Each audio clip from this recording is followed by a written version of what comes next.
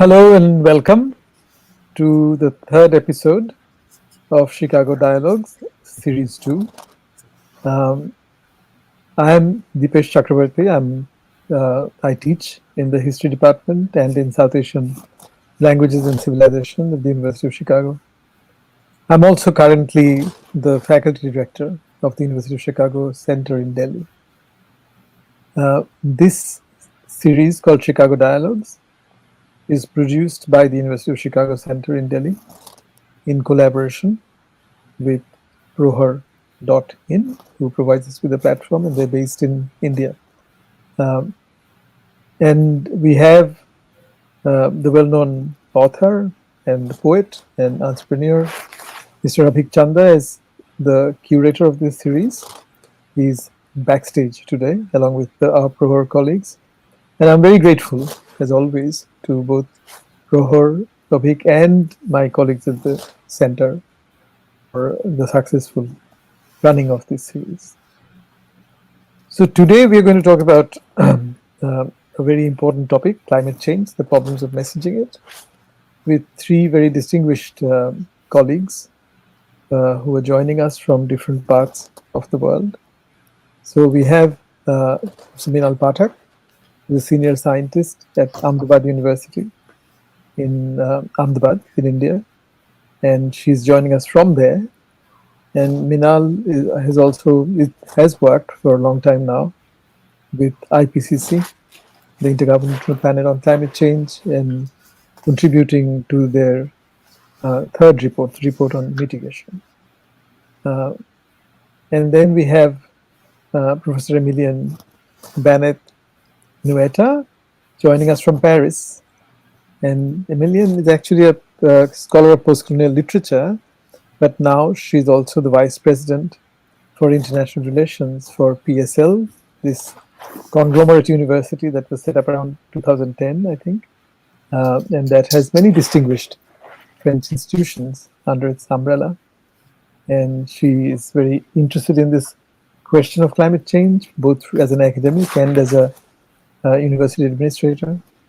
And we also have Professor Sabyasachi Bhattacharya, whom I can describe, just as I could describe Minal as well, as two friends of the center. And they've been involved in the activities of the center. And Sabyasachi actually participated in a very interesting conversation on physics last year with my colleague Sid Nagel. And so Sabyasachi Bhattacharya is a renowned physicist who worked for a long time in the US and then was headhunted back to India to head up the Tata Institute of Fundamental Research.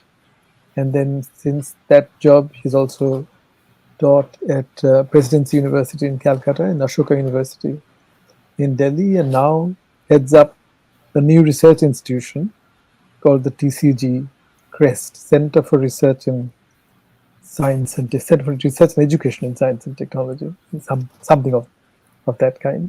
But Sabyasachi is actually in Chicago and is joining us from Chicago, and I'm in Chicago myself. So with that introduction, I want to call on my friends to say a little bit about share with their thoughts on this problem. But before that, let me just introduce the topic in a general way. Climate change is a fascinating problem in the sense that it is often written up as the most serious threat that human civilization has ever faced. Or it's written up as people talk about climate emergency, the IPCC talks about climate emergency. But at the same time, we have the strange fact of countries, people, individuals being slow to react to it. Now, it's not like we have not moved at all. Compared to the time when the IPCC was set up, late 1980s, we have definitely made progress. Now the news about climate change is everywhere, the words are everywhere, and even the kind of denialism that we used to see early in this century, even 10, 15 years ago, we don't quite see it. But at the same time, as late as 2000, 2015, a Republican senator, as you may remember, walked into the Senate and rolled a snowball on the floor of the Senate, saying, "You say global warming? Look at this snowball. It's just outside. It's snowing so much." So it's sort of, so it's a problem where which produced multiple stories. So how do we look on it? Do we look on it as a threat to civilization? Do we look on it as a story of a possible sixth great extinction? Do we look on it as a story of sea levels rising this century and and producing more climate refugees and putting cities underwater? Do we look on it as a problem of transition to renewable fuel and renewable energy? Um, do we look on it as a problem of the expansion of the human domain? Sort of, is cutting down forests. Clearly, deforestation is part of climate change. Some people even connect the pandemic to the same set of problems that are causing climate change. So one is talking about a problem that lends itself to many different kinds of narratives, it seems to me. Many different kinds of stories that work out on different time scales.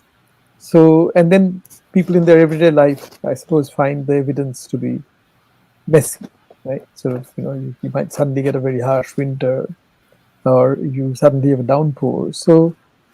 Um, even the question is, when we talk about communicating climate change, the question is, what is it about climate change that we're trying to communicate? And since we're all academics talking here, I think it would be nice to eventually talk about what we can do as academics in the classroom, in our institutions, through our institutions. You know, I, teachers are kind of activists when they're teaching, or by which I do not mean that teachers have to be ideologically disposed, but it's one place where we message our knowledges, we communicate with younger generations.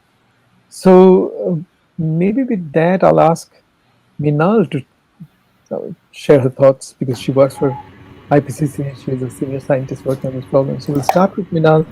And I would like this to be very much a conversation. So please feel free to cut in if you have something to say. But the order I have in mind, just to start ourselves off, is to first begin with Minal and then go to Emilienne and then to Shobro.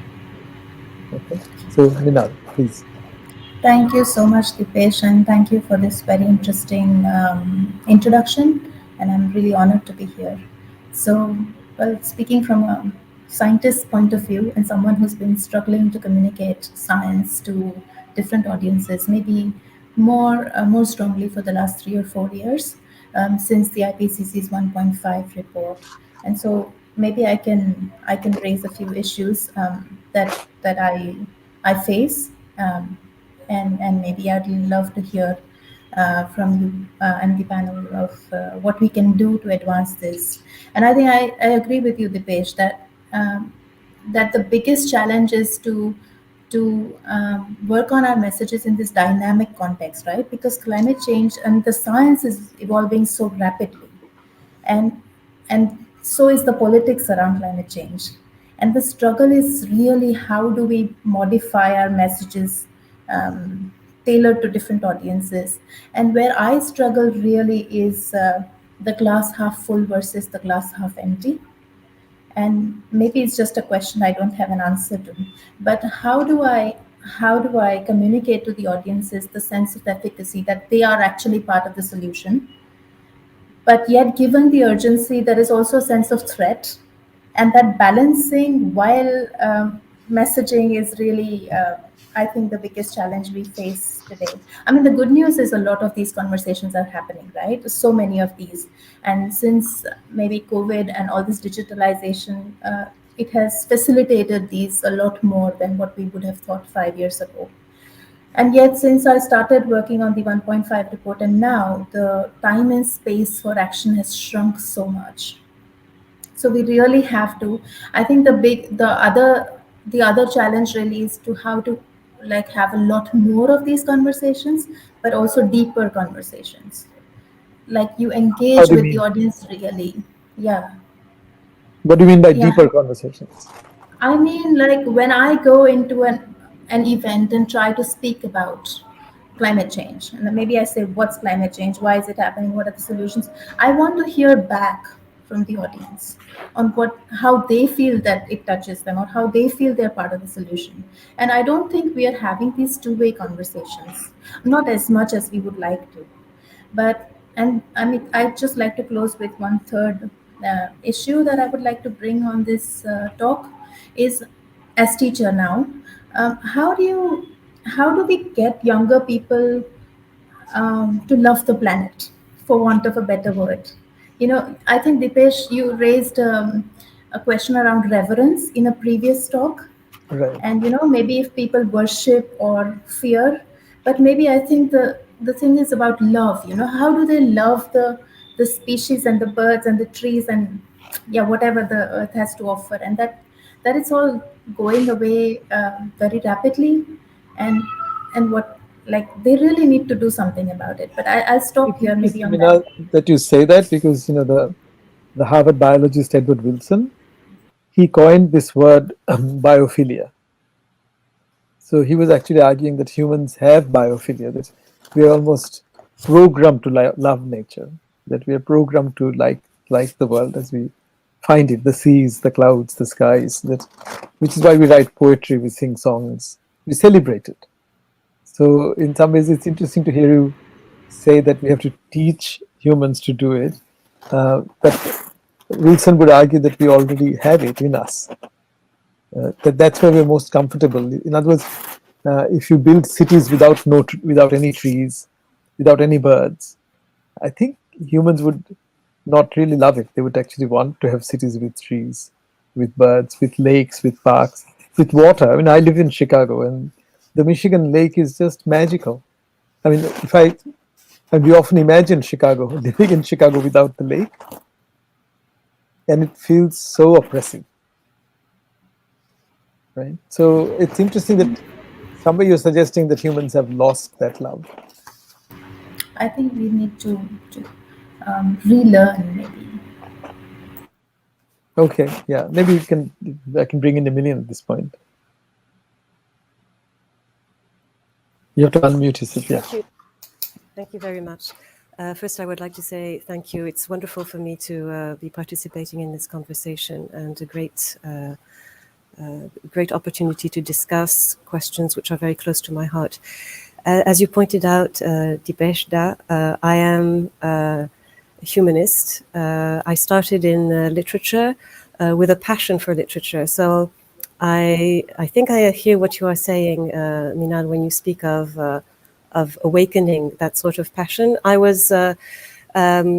experienced something I hope every young person can experience, to have that flow of understanding of what you want to do in life. And I think the priority now, and that is the question, we don't want this priority to become a handicap or paralyzing or petrifying, but the priority is safeguarding some of the conditions which we love in our civilization, in the way the world works, in the blue planet itself, and without, at the same time, being paralyzed with fear that we can do nothing. I would like to enter this conversation with my background, of course, as a humanist, but also as a university administrator and as a former diplomat. I worked for a while in academic cooperation, and this gave me the opportunity to see some of the points where there might be a lack in climate change messaging. So I'm not going to go over all the very important grounding concepts which you go through in your book. I would not do it as well at all. I'd just like to identify a few points of blockage which I would like to focus on when it comes to efficient messaging, and how all these points of blockage should be simultaneously addressed and very carefully addressed, because addressing one only can cause harm in unblocking the others. It's a bit like the energy points in a body, I would say. You cannot get all the energy to flow through one point only. and the way of dealing with them, according to the country, might differ. So the first point, it seems very basic, but I think it needs to be addressed, is distrust of science, or inadequate understanding of the science. To just illustrate this, I'll speak from my point of view as university administrator. We are in a university where the youth, the students are very well educated. We are highly selective, and at the same time, of course, we pride ourselves in encouraging diversity and diversity of views.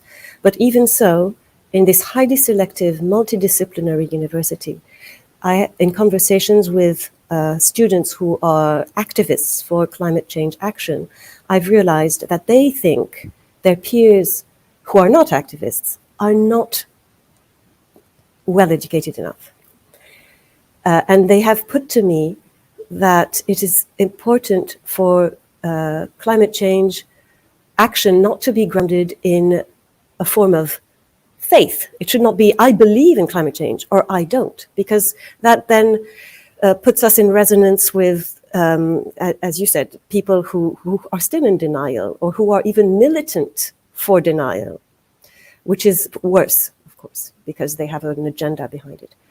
And they say, we need our colleagues, whether they're studying business, management, or the humanities, or ancient languages, to understand the basics.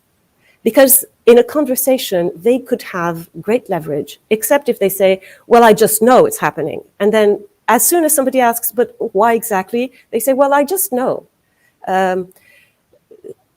A good student or a basic student, even after graduation, should know, in general terms, how current goes through an electric wire. And similarly, they should know the basics about climate change. So this needs to be addressed. As a diplomat, I was very encouraged to see how in Indonesia, a program for education of science teachers was full-heartedly adopted. And they were, when I left in 2019, thinking of opening a climate change education office in Jakarta. But at the same time, I saw that these science teachers really needed really basic workshops. How does it work? What is the greenhouse effect? Which gases are trapped? How can they be, how can we reduce emissions? Which economic field produces the most? Things like that. The second question, which I think needs to be addressed, is overconfidence in technology.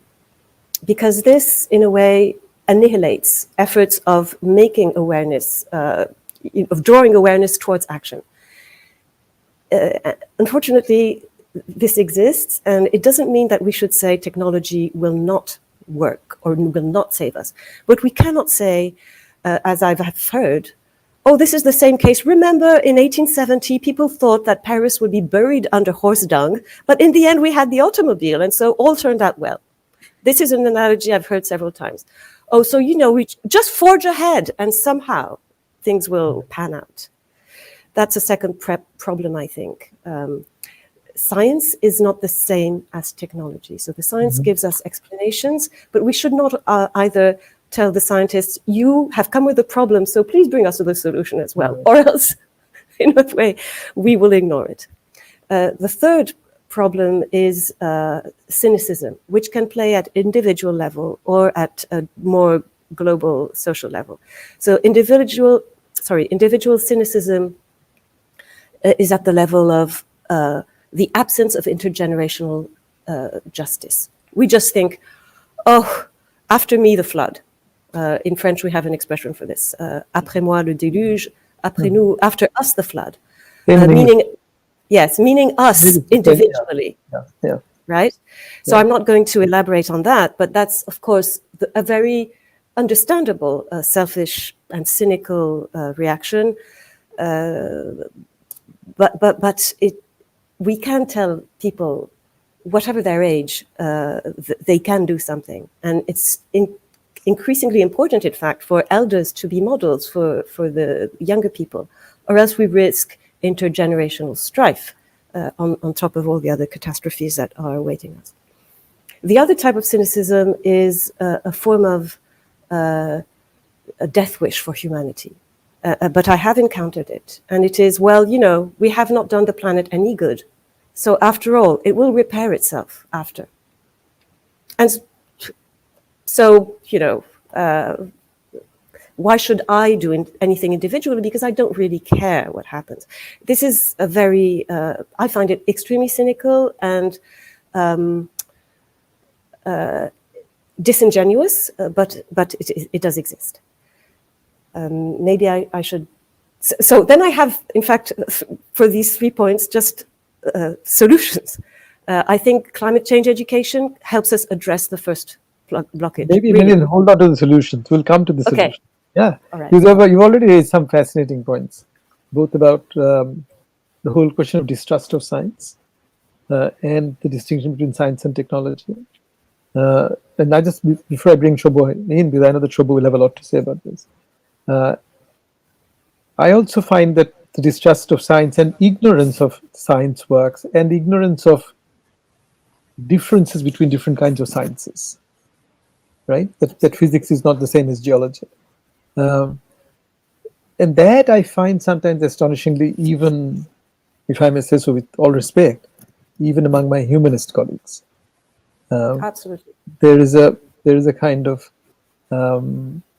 there's a strand within what we call science studies, which is different from scientific studies, where humanists study scientists, which is sort of often so focused on the questions of power that it, and whether science is only Europeans' contribution, whether Europe owes a lot to other places, these kind of questions of democracy in history writing and all that, that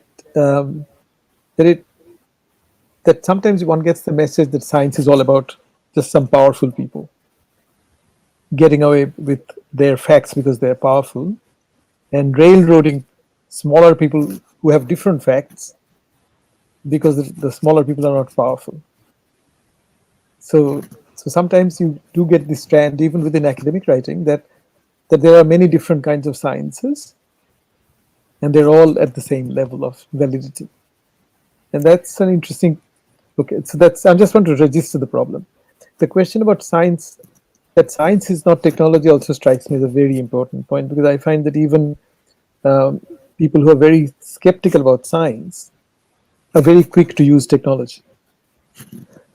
So technology works through different principles of addiction, I often feel, particularly personalizable technology like your cell phone, your laptop. So that I thought was also very interesting. And you also raised many other interesting points. But I know that Shobo has thoughts about the science, the humanities question. And plus, he'll have also his thoughts about the problem. So let me bring Shobo in at this point, and then we'll come back to some of the common points and points of mutual interest. Shobo. Thank you, Dipesh. It's a great pleasure to be back in Chicago Dialogues once again, and to have such wonderful panelists. And the advantage of going last is that what you wanted to say have already been said. And I really wish to thank both Minal and Emilienne for getting to the heart of the difficulties that we face in communicating climate change. So what I'd like to say is that climate change is difficult because it's a complex problem. Messaging climate change is even more difficult.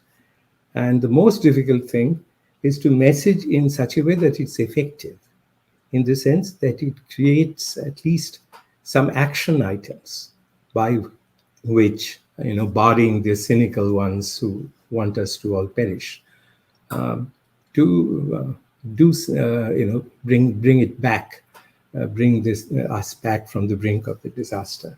So what I would like to add to that is perhaps this is not very well understood or appreciated, that even within the domain of scientists, the enthusiasm for climate change or the trust in climate change is significantly less than one would expect. And this is my personal view, and I have a few points to make, which are essentially historical, philosophical, and sociological, and not scientific. The first point is the early days. When the temperature fluctuates, we didn't know whether these are fluctuations, which will just are there, or there is a trend. And we like causal relationships and not correlational relationships.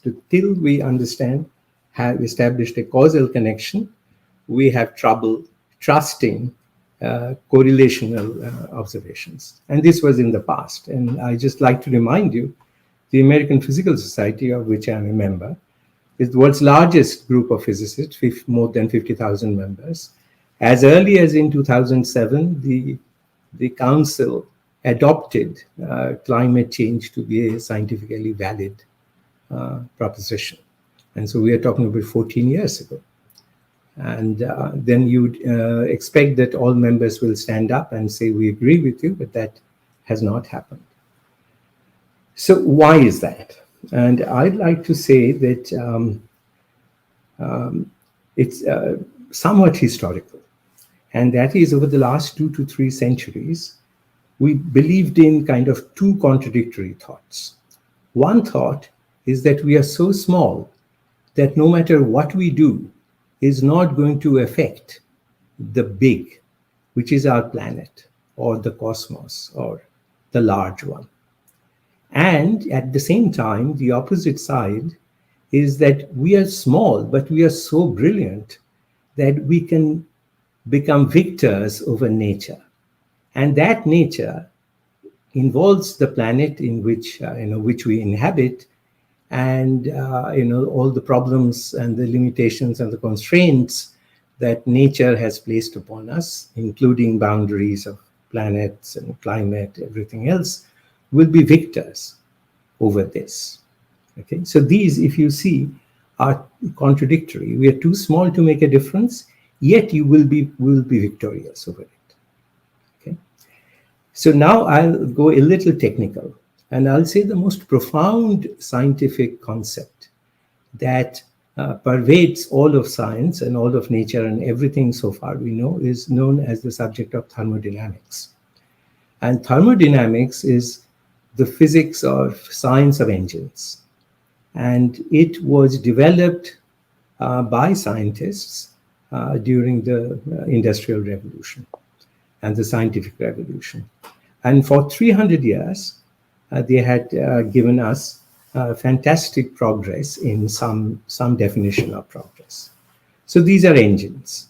And what goes into this engine is basically this notion that the engine takes energy from a source, does some work, which is the useful stuff, and then it dumps the energy into a sink. But both the source and the sink are so enormous that what little we do in between has no impact on from where we take the energy and where we dump the energy. And this is the mantra, if you like, has been very, very effective for 300 years. And let me get back to Emilienne's very, very succinct position, is that the fruits of Industrial Revolution we consume with great happiness without trusting it. Okay, so the fruits of technology are here to be used and consumed. We all carry the cell phone in our pocket, can't live a day, a minute without it. Yet we do not quite trust technology. And this is also kind of true not only in the general public, but also in the scientific community, where perhaps the appreciation for technology is somewhat greater. So therefore, what I'd like to point out is that we have run into a problem which requires us to kind of give up the notion that science alone and technology alone will be able to solve a problem. In fact, we have met our match. So we have built it up to the level where something has happened, whether this is, this is not a fatalistic position that we had to face this, but we now have faced the problem that we are no longer so small. We are still the same size as we were, but our technologies have acquired dimensions which are comparable to the planet. We can wipe out forests. We can change the course of rivers. We can create drought. We can do amazing stuff that only 300 years we would consider we are too small to address. So what I'd like to say, I just want to make this point only, is that the way, we can talk about remediation issues, how to address what the solutions are. But I suggest to you that the problem we are facing is a result of our own doing, that not only as academics, not only have we not taken cognizance that there is a holistic way of looking at education that was necessary, and partly because of the success, if you like, of technology and science over 300 years, and that if we still stay in the academic community with the same notion that science will eventually solve the problem. This Paris, there is a Los Angeles version of the Paris story, that there was so much smog. What do? So you invent catalytic converters and the smog disappears. So the great faith in science and technology also says, oh, we just go merrily along and science will come up with some extraordinary achievement which will solve the problem. So all I'm trying to say is that even within the community of scientists, how they interact with the rest of us and how the rest of us views us has been problematic for a very long period of time.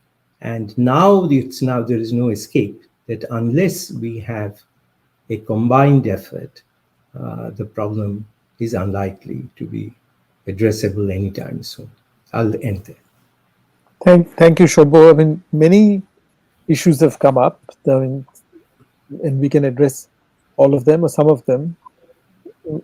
One of the things, of course, the very question of the authority that scientists wield, the respect that they command, is it also varies in history, in my knowledge, from one country to another, from one period to another. When I lived in Australia, which was for about 20 years, I used to see that the Aboriginal people were extremely dependent on archaeologists to tell them for how long they'd lived in that country. And in my time in Australia, the years increased from 30,000 years to 50,000 years. And that contributed directly to the land rights claims of Aboriginal people.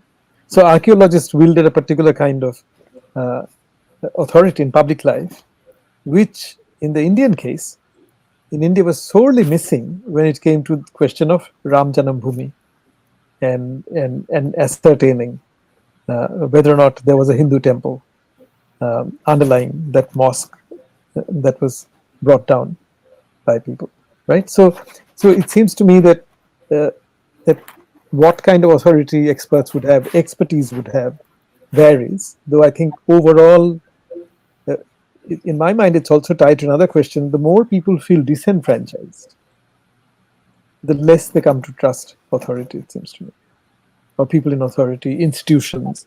And then there's a tendency to lump scientists with institutions. And within the academy, it also seems to me that some of the humanist resentment of the sciences or mistrust of the sciences also comes from a perception that scientists and policymakers wield enormous and disproportionate amount of powers within institutions. I'm just raising these questions. We can go in those directions, but then let me come back to the question of messaging, which is what all of you have touched. And my question really is, when you think of climate change, what are we clear about what the message is? Is it because I hear different messages. Sometimes I hear, even the question of what is sustainable varies. Some people would say we can have sustainable models or present levels of consumption if we switch to renewables. So it's really a question of energy transition. And some people at the other end would say the civilization is not sustainable. This kind of civilization is not sustainable. The consumerist civilization is not sustainable. So what is the object that we want to sustain itself seems to vary. And the other question I have for all three of you, if you think democratically, then isn't being cynical, being indifferent, being in denial, aren't these also things that humans do? And shouldn't there be room for allowing humans to do that? Or, it goes back to this question that was sometimes discussed kind of 10, 12 years ago, whether there should be a climate dictatorship or whether you can actually deal with the problem allowing for the democratic spirit to live on. In other words, allow conversations, but in which you have to acknowledge that there will be people who will disagree with you fundamentally and who may take positions that are denialist, that are cynical. So that's a question I throw open to all three of you. Emilienne also had very interesting things to say about it. Minal also has encountered it and probably has interesting things to say about it. And of course, you Shobha too. So anyway, you can take it whichever way you want. I just wanted to raise those points. Who would like to go first? Emilienne? Yes, thank you. The question of a climate dictatorship, put that way, it's a very stark question. I think it's interesting because the United States is going through a difficult time in terms of dealing with threats to democracy, and they see it more from the other side, the possibility of climate denialists taking over, because it's a better future to sell, I suppose, to say that all this is not true and it's still snowing, see? But I think the possibility that it could go totally on the other side, towards somebody who will say, listen, enough fooling around, now we're not voting anymore because you cannot be trusted. It's also really out there. I think that's quite a possibility, but it would not, to me, this would not take on unless we are in the middle of a catastrophe, in which case I have no solution to bring. But Emilienne, if I could just interrupt you for a minute. That statement that you just made, unless we are in the middle of a catastrophe, that the meaning of that statement, I would submit to you, is so unevenly distributed. Some people are in the middle of a catastrophe. So if you go around the coastline in India, where sea levels are rising, and you talk to poor people, you'll find they're already facing climate change. The fish they catch is different. To find fresh water to cook with is more trouble. So it's already the question of inequality. It can already shapes our choice of the tense, or our choice of creating a conditional phrase. When you say unless, until, and for some people the until is no longer there; it's already there. So just want to interrupt you to make that point. But sorry about interrupting. No, I understand exactly what you're saying. I was talking about the USA, and to a certain degree, the USA are also in the middle of a catastrophe in certain areas. I mean, there is an extreme drought in Arizona. The water levels are extremely low. I think 30% of the reservoirs. The Navajo Nation is suffering terribly. So you are right. It's not only outside of the United States, but and you've put me on the spot. I have no answer to that. These are, to me, if I look at political history, the ideal conditions for dictatorship to take on. And naturally, that is not something that can be desirable. But you said democratically, isn't cynicism something humans do? I agree with that. It is something humans do, but I do think we can pose the conditions to lessen the cynicism. Cynicism grows when there's the sense that there is no way out. And I think that's what we're trying to address here. I let the other panelists talk Sure. while I mull over Yeah. an optimistic follow-up. Minal? Yeah, well, considering that I'm the odd apple in this panel, somebody who comes from the science side, and really my understanding on Well, you and politics is. Shobho are both from the science side. Shobho doesn't do All climate right. science like you do, but But he's converted partly a lot more into the humanities side of it. So he's both, I think. But anyway, coming back to your question, so I mean, if you convince humanity that climate change is a global problem and that we're all collectively working towards a solution, that's not really climate dictatorship. So I think the problem is that we are dismantling big power structures, whether you talk about the fossil fuel lobby or the automobile lobby, and so I think we have to fight. And so I'm on the side of science, and I'm willing to say it a bit boldly that we will need solutions that go far beyond how society is operating right now, and we need to say it strongly. So I don't think there is anything wrong, and if there is a denial, then we have to work around it. I mean, we should. I'm sure there is room for denial, but I don't think scientifically we have enough evidence to show that this is happening. but So Minal, I, if I may ask yeah. you, so both working with IPCC and in your own thinking, since climate change does not pose one danger, it poses Right. multiple dangers. Which Right. ones would you pick as the most urgent ones to communicate? I mean, in terms of the impacts, you mean? I No, would. see, if you're trying to communicate to people the urgency of the problem, and since Right. climate change is not one problem, it's many problems or many Right. aspects to the problem, which Right. aspect would you highlight for immediate addressing? I mean, always start my presentations with the gap, that there is a very, very big gap, and the gap is increasing, and the window is closing. And I show a graph which shows how far we've So emitted and gap where we gap are between going. what? Gap between what? Gap between emissions now and where we'll go, and what does it mean for global temperature. And and sometimes it's challenging because people don't really think 2 degrees is a lot. And I was talking incidentally to a class in University of Chicago. I was invited to a literature class, Okay. and one of the students brought, I cannot remember the name of the poet, but I think there was a poem which talked about a baby's temperature, and if a baby's temperature increases by 2 degrees, and that's impactful. So I think we really need new ways of communicating, I think. But I'm deviating from the question here. And I think, yeah, well, I'll just wait for others to come in, and then maybe we can revisit this. Okay, sure. Shobho?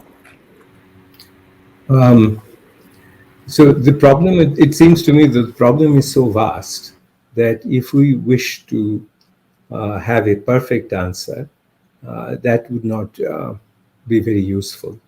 So, perfection is the enemy of progress. So we have to make progress, even though this does not solve all problems. And one of the way, we tend to justify inaction is pointing out which problems the step you are proposing will not solve. As if by considering what you are not going to solve, your option is really inaction. And that is a fallacy that is very common in conversations, in discussions, everywhere else, that we want a perfect solution or nothing at all. So as academics, I feel that this, I still consider myself a scientist, my sympathy for humanities notwithstanding. You are one. And now, what can we do? And so, this not being able to do anything takes back to the first problem which gave us this, that we are too small to make a difference.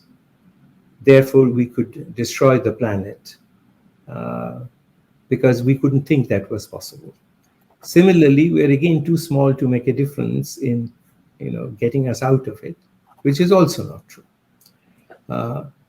But we could do certain things.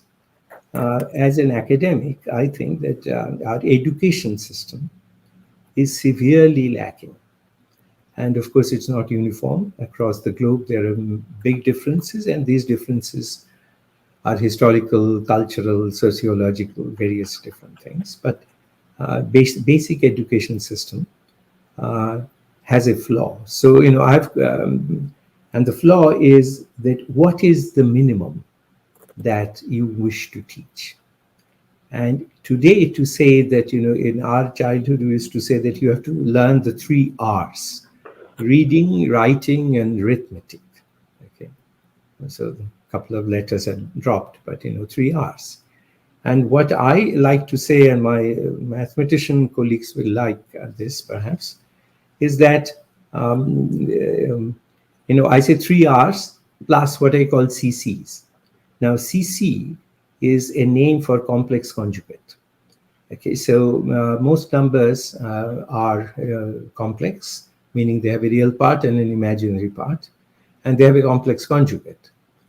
And so, the 3 R's, if you like, are the actual numbers, but we need to have their complex conjugate. And the fact that we are dealing with a problem which is complex, and this year's the past Nobel Prize explicitly acknowledges this for the first time, if I in my memory, that they have done so explicitly, that complex systems cannot be taught the way we have taught linear, independent, simple systems.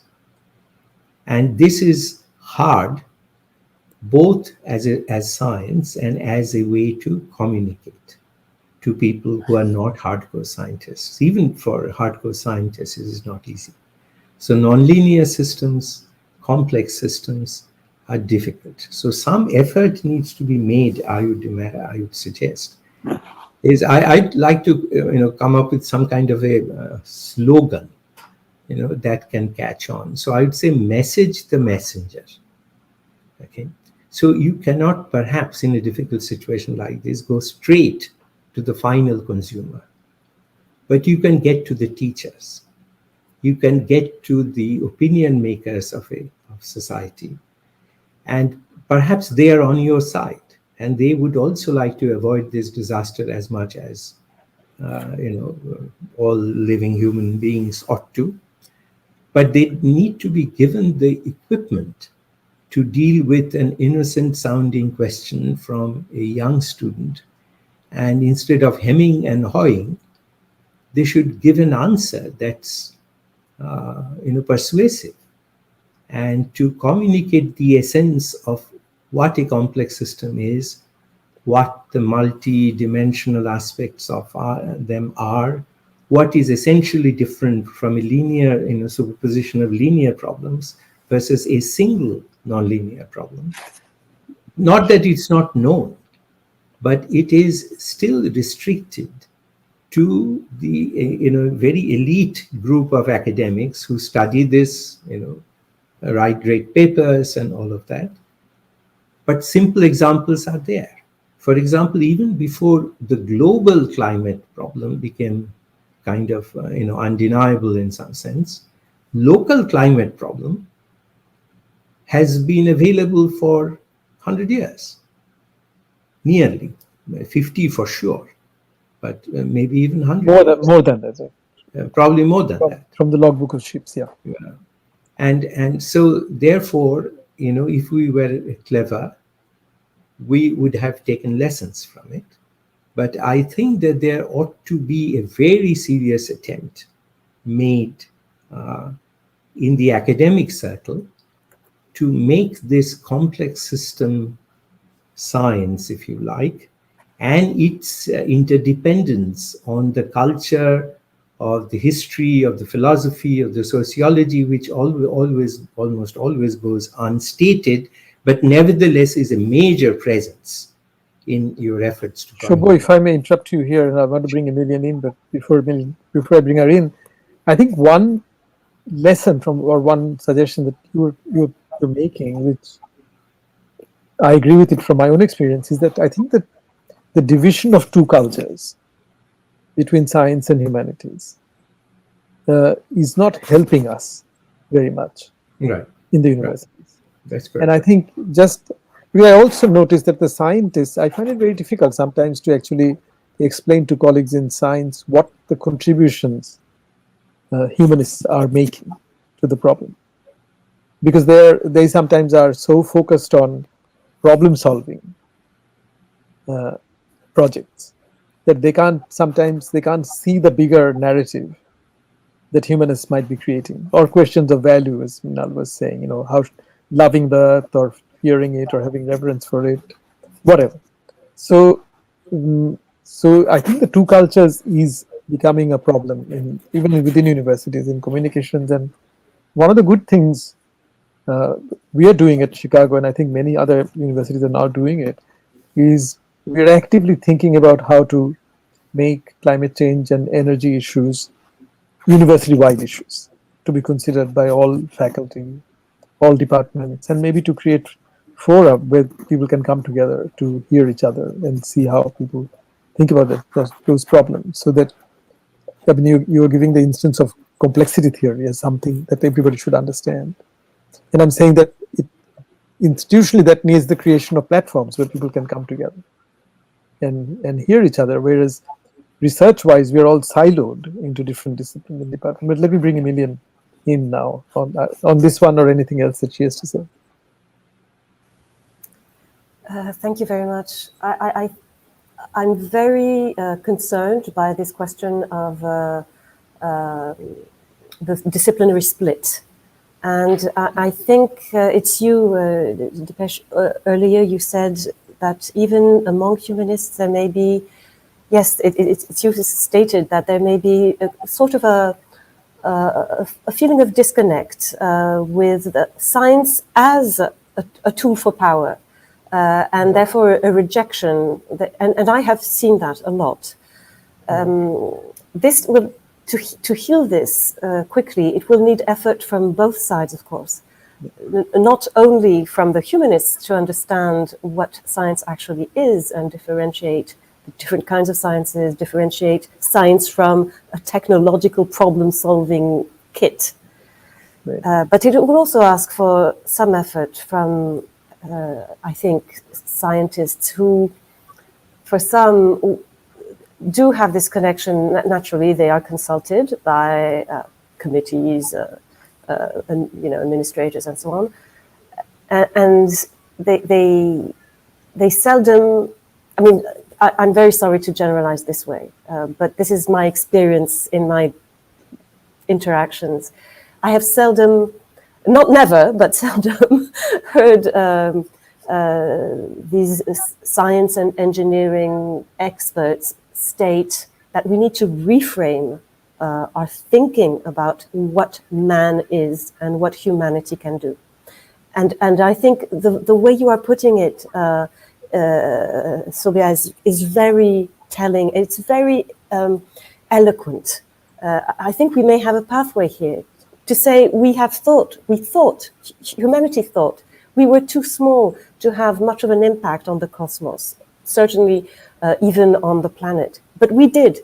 And so we can, again, have an impact on the positive side. By thinking it through and acting quickly, but that rethinking of what humanity is capable of and means, I think, has not been integrated yet. And to me, that's one of the emergencies. Scientists sometimes implicitly think about that. Sometimes they explicitly do. So there are some climate scientists or people who do earth system science who actually talk about very long term they sometimes do give us perspectives on the role of humans, but I'm also thinking that people who are thinking of geoengineering projects, for instance, are also thinking of human options. And, there are obviously very different kinds of geoengineering projects. So, but what's missing, I think, Emilienne, I agree with you, is the more that the current crisis actually raises a philosophical question. Like, what are human beings today? Are they the same, as Shobha was saying, uh, as the Neolithic human being? Or has technology added to our dimensions so that even if we were small once, we have now become much bigger and become planetary? And to that degree, relatively, the planet has shrunk. If I may add to that, just very quick, I'm sorry to interrupt, but I'm very, just a little point. Many people will think to consider this from a philosophical point of view is a waste of time. What we need now is the quick fix. But in fact, no. That's maybe the core message that we could push forward. It is necessary because action will not be efficient or, I think, take on if that philosophical question is not addressed. So let me now. May I just say Sure, one sentence? Yeah, sure. I'm absolutely 100% in agreement with what Emilienne just said. Right. Now, I'm just going to create an imaginary split now to facilitate the conversation between, let's say, scientists, Shobha and Minal on one side, and Emilienne, you and I on the other side. And one problem with climate change messaging seems to be that when the IPCC talks about a climate emergency, or Minal talks about a gap between where we should be emissions-wise on the temperature calendar, on the temperature axis, and where we are heading to, right? They are talking about this planet as one planet. And the IPCC produces a calendar of action on the assumption that this is one planet. As opposed to that, I often think that humans live in many worlds. I mean, we live on this one planet, but we create many worlds. And even within a nation, we create many worlds with different priorities.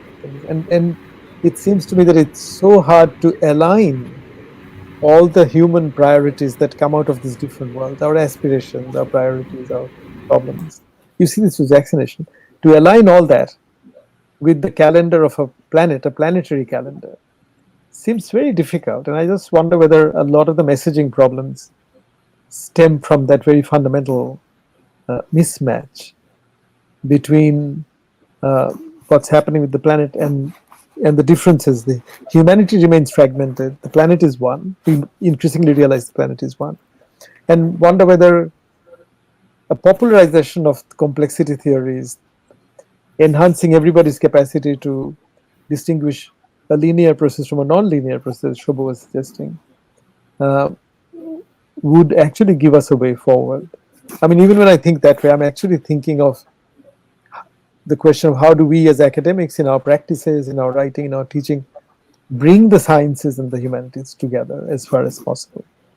Because I think the split is hurting us, even in messaging, because if you make the message purely into how do we manage the transition from renewable to from non-renewable to renewable, it becomes a technical and economic problem, business problem. I mean, historians have very little to add to it, philosophers even less, right? Whereas if you make it so that's why if you make it a very technically urgent problem, then the messaging becomes narrow, right? And one problem with climate change is really how do you maintain messages of different bandwidth together, it seems to me. How do you maintain the practical options in sight, the low-hanging fruits that we should be picking, along with things that are really still humongous, like if the seas become acidic, what do you do? Right? If the Atlantic in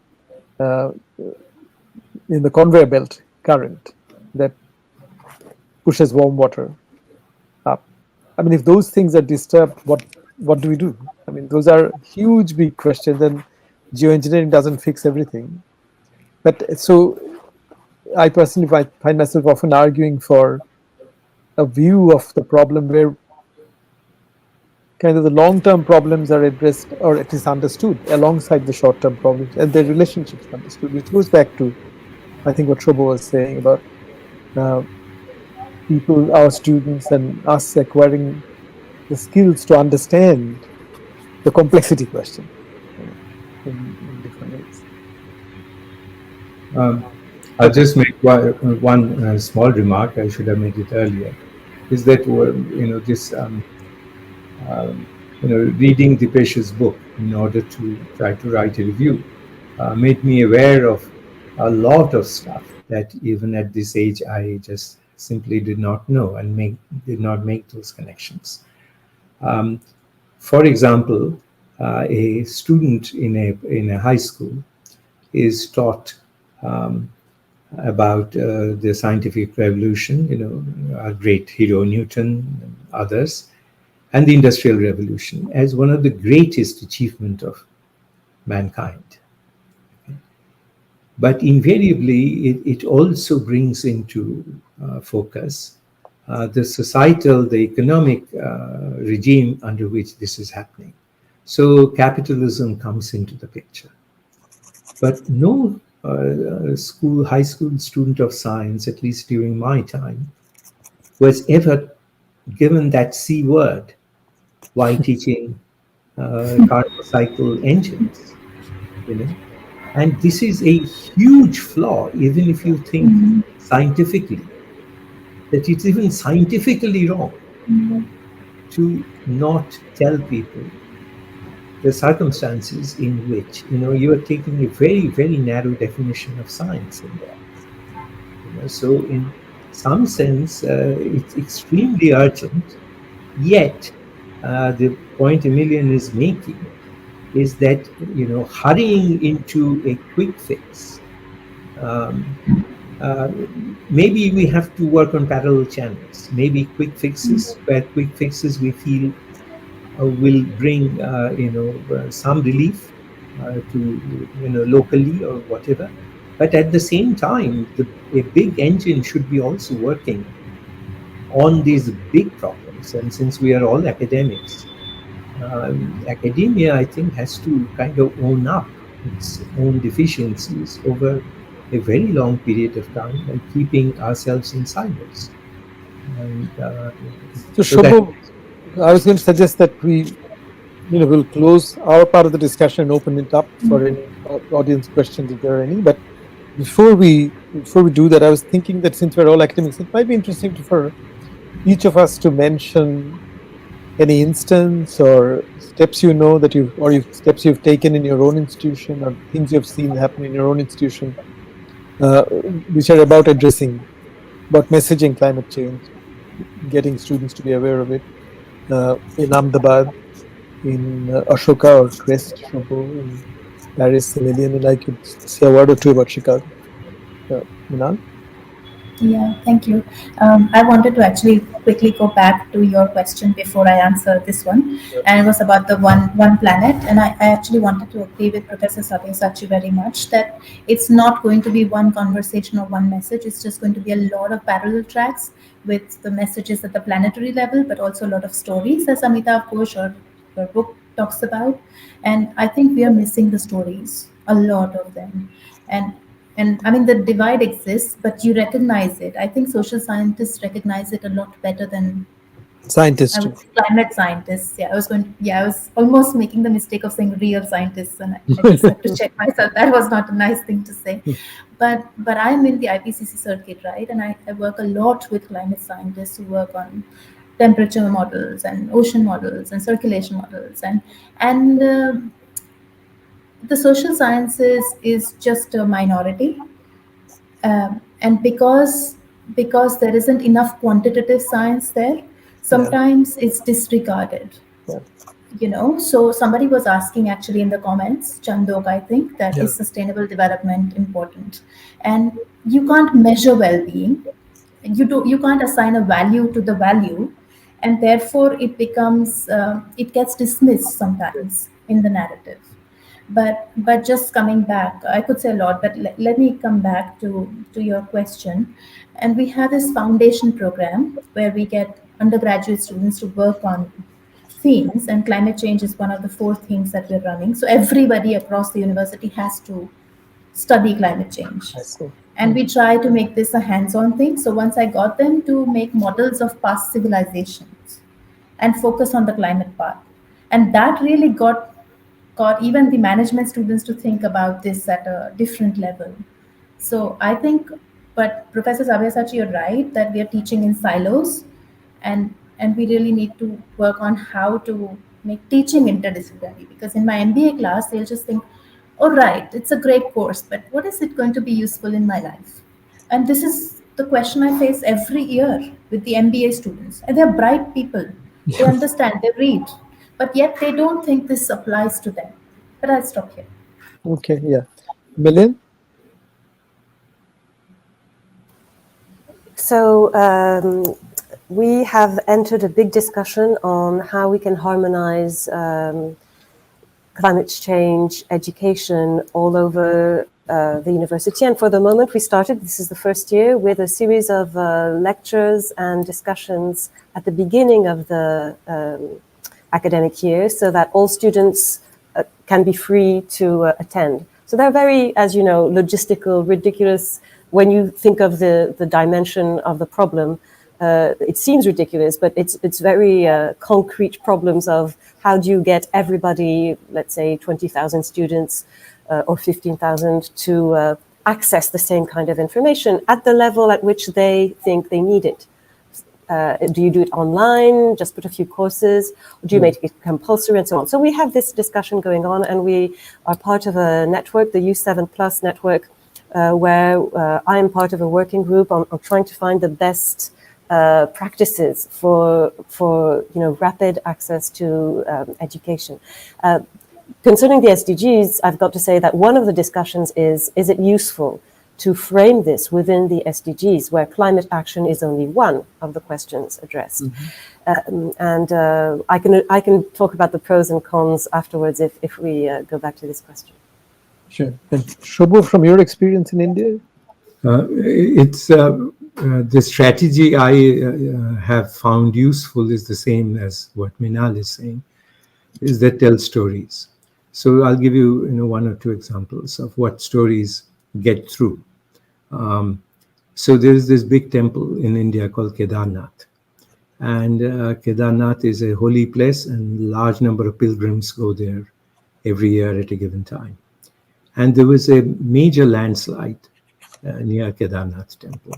And I had asked my class to look at the videos that's available everywhere and, write a note on why did they think that this has happened. So what it is that this temple was built on a huge piece of granite, a huge rock. And there is regular soil around. So people who obviously knew where to build the temple to make it last long. And the immense amount of deforestation has happened. The forests were removed, shops had come up, and little hotels, all of this to supply the pilgrim industry. And when rains came, and the rains do come every year, perhaps it was a little more, but not significantly more. Increasingly, you are reaching the edge point where there is nothing to hold the topsoil because the tree roots aren't there. And the tree roots hold a huge amount of topsoil, and they are not there, and therefore everything just came crashing down.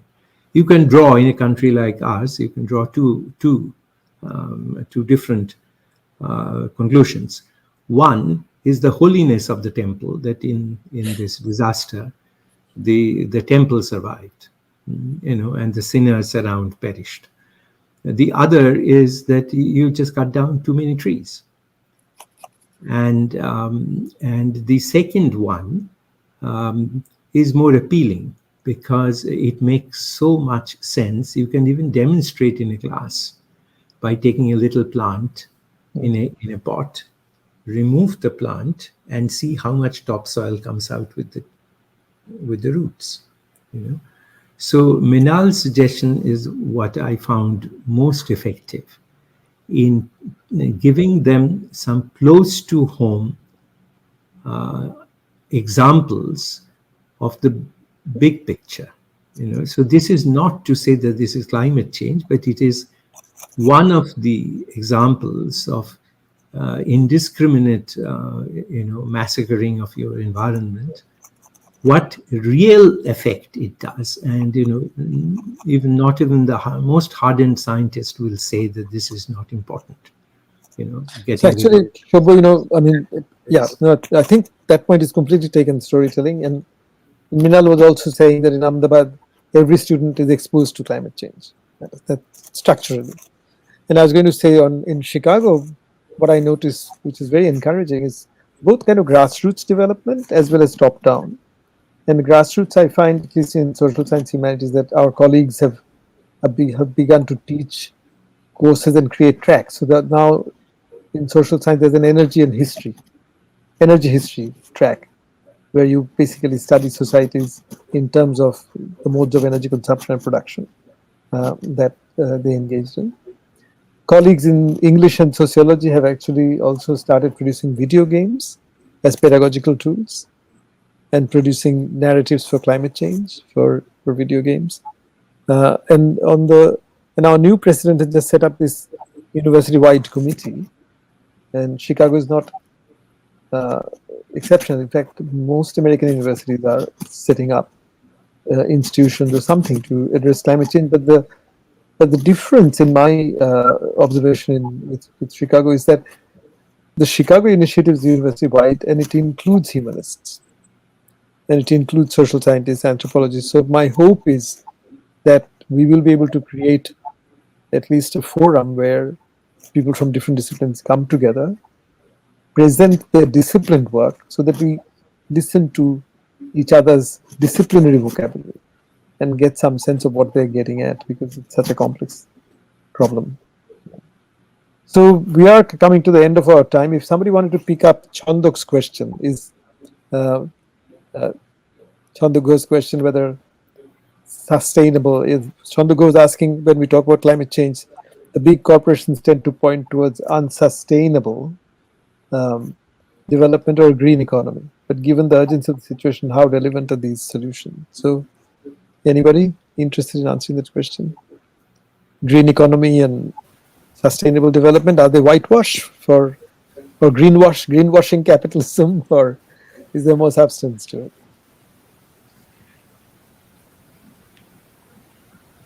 I think, Minal, you go ahead. Go ahead. No, you go ahead. Yeah. I just wanted to say from my experience as a diplomat first, where we saw the SDGs come forward, being pushed really by the United Nations and the different countries that adhere to them. They are useful in terms of serializing problems and encouraging people to focus. But there is a sense of, okay, choose one, choose two, and then you can focus on those.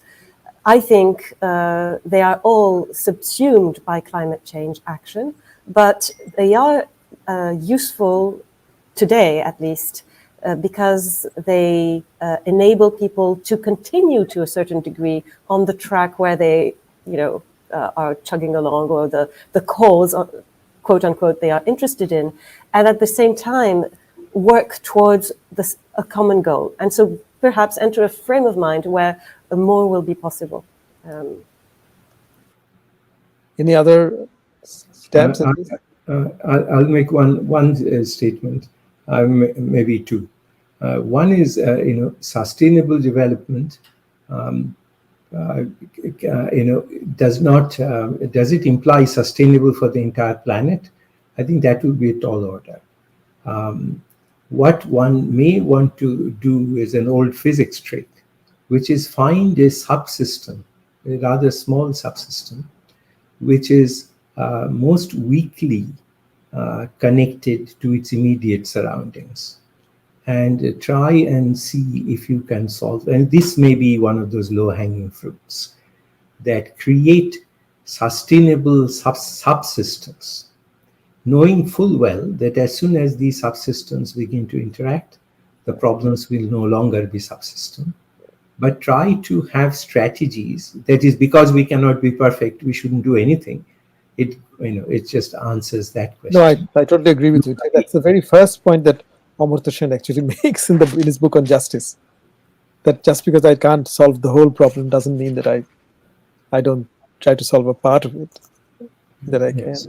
Yeah. So But there is that. That I think is one simple way to. But I also agree with them. What I think Emilienne was saying something same, that something similar. That we live with big corporations. We live with technologies, and they have to be part of the solution in whatever we think. I mean, in fact, Michael Mann, the physicist who also works on climate change, in his recent book, he quotes somebody else saying that if you think that ending capitalism is more important than doing anything else, then you don't take the climate problem seriously enough. That was the urgency is such that we all have to come to the party, not all working on the same scale or on the same problem. And I kind of think, some scientists have argued that global warming has fended off the next ice age. Now, if we have, there's not much we can do about that. It could be a scientific fact. Or my colleague David Archer says that we have already changed the climate of the planet for the next 100,000 years. If we have, we have. So not all facts are actionable, even if they're scientific facts. Yeah, I just actually wanted to jump in. Oh, sorry. No, Can- sorry.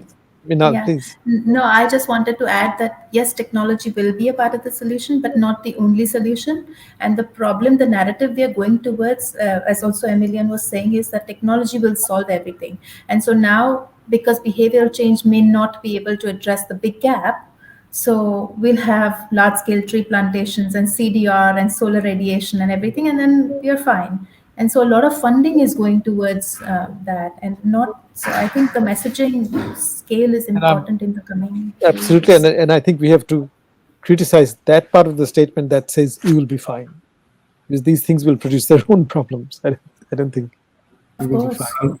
I just have one rather minor point to make, and that is anecdotally, is that what I find that younger people appear to be much more engaged with the climate problem than older ones. Perhaps one reason is that they will face it more.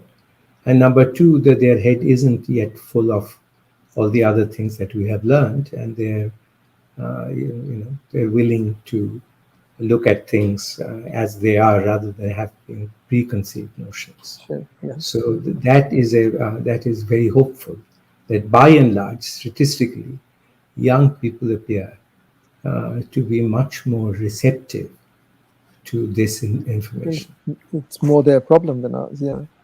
Look, we have come to the end of our time, and first of all, I want to thank my colleagues at the Delhi Center and Obhik and Anitesh and their colleagues at proho.com for making this conversation possible. And I really thank all three of you, absolutely from the bottom of my heart, for joining us on this program. It's been very, very pleasurable and instructive to be in conversation with you. So have a good rest of the day wherever you are, and hopefully I'll be seeing you soon. Bye then. Bye. Thank you very Thank you much. for having us. Bye bye. Goodbye. Thank you.